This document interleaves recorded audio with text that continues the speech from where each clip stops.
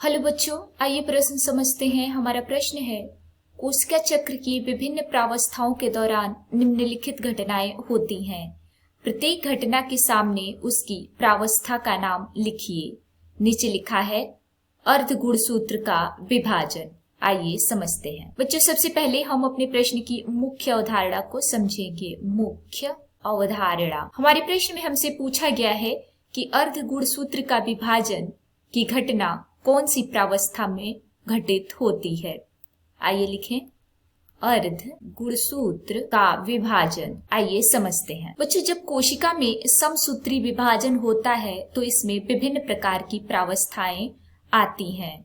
आइए लिखें, कोशिका में जब समसूत्री विभाजन होता है, समसूत्री विभाजन, तो इस दौरान इसमें विभिन्न प्रकार की प्रावस्थाएं आती हैं और इन्हीं प्रावस्थाओं में से एक प्रावस्था एक है, एम प्रावस्था। बच्चों, एक प्रावस्था के अंतर्गत भी चार प्रावस्थाएं आती हैं।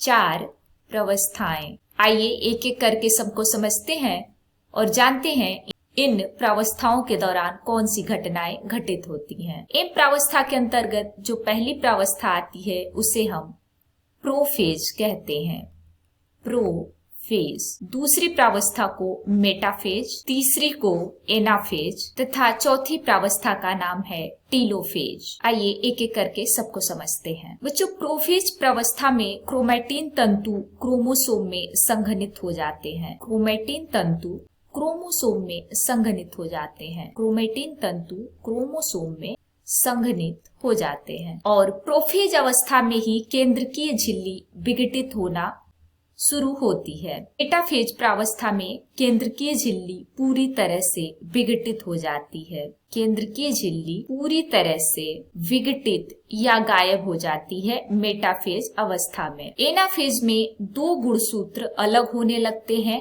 यानी अर्ध गुणसूत्रों का विभाजन होता है। अर्ध गुणसूत्रों का विभाजन एनाफेज अवस्था में होता है और टीलोफेज प्रावस्था में केंद्रक आवरण पुनः बनने लगता है। केंद्रक आवरण पुनः बनने लगता है, यानी कि केंद्रिका प्रकट हो जाती है। तो हमारे प्रश्न में पूछा गया था कि अर्ध गुणसूत्र का विभाजन कौन सी प्रावस्था में होता है, तो बच्चों यह एनाफेज प्रावस्था में होता है। आइए लिखें, एनाफेज प्रावस्था। उम्मीद है आपको प्रश्न समझ में आ गया होगा। धन्यवाद।